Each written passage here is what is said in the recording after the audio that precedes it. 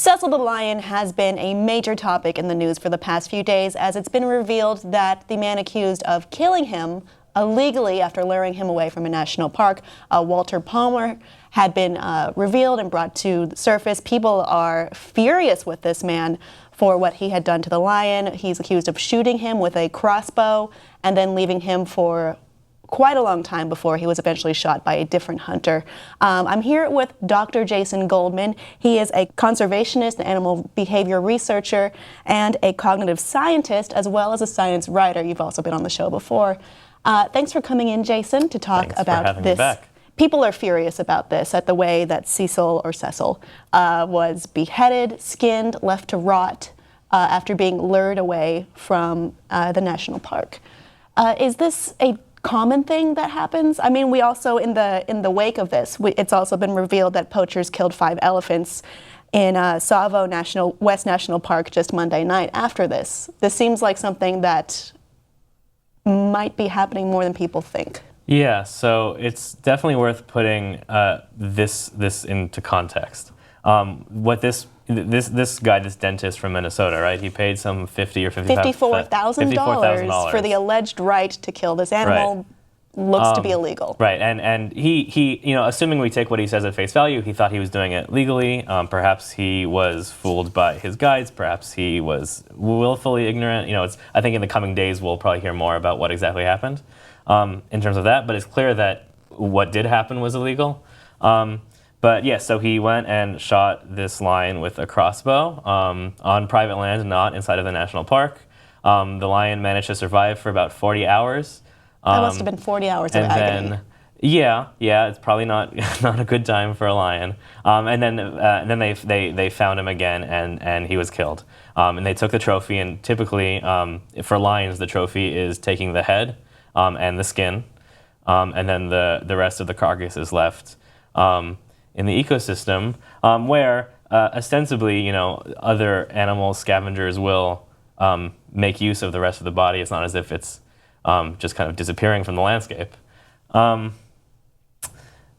so, yeah, this sort of thing happens a lot. There's something like 650 lions that are taken for trophies every year in Africa. That seems like a lot.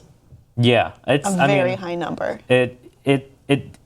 It could be a high number. I mean, there's probably way more that are taken illegally. So there's 600 or so legal trophy hunts of lions.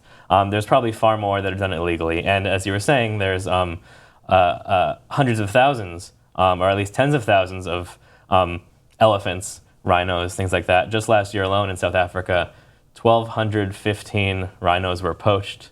That's almost 3 a day. There are, on average, 96 elephants poached every day in all of Africa.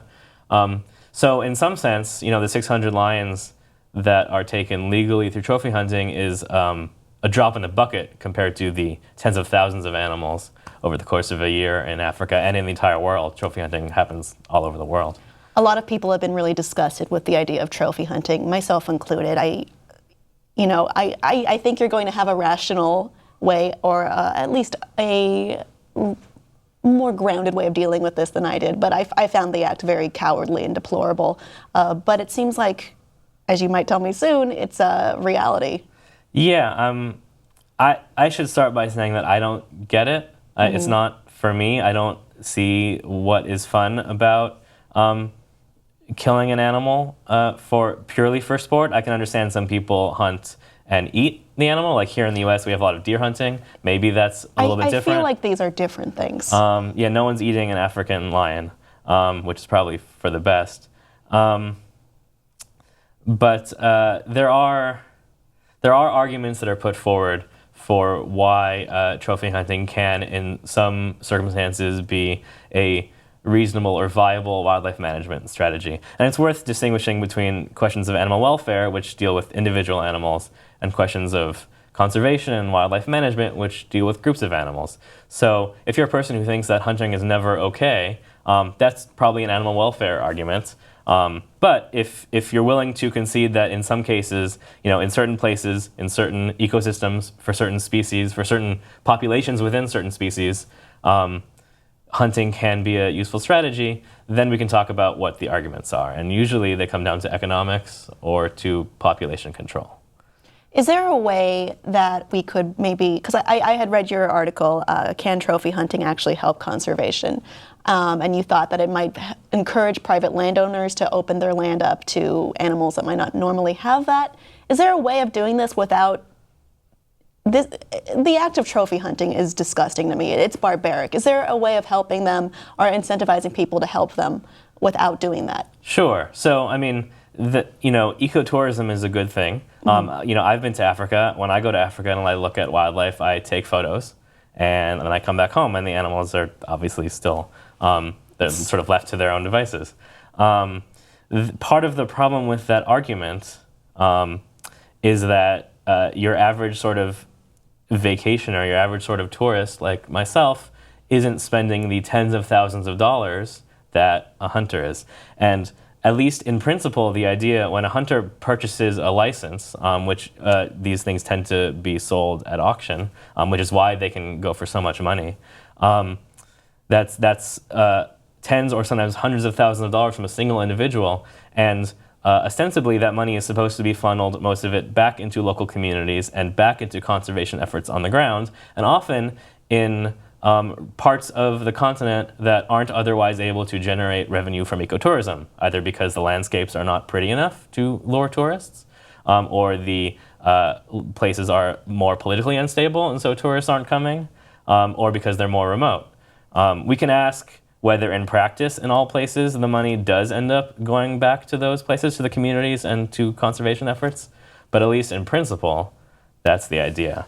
So yeah, ecotourism is a great thing, but until we're going to spend $350,000 to go on a safari, just in terms of economics, it's not always going to stack up.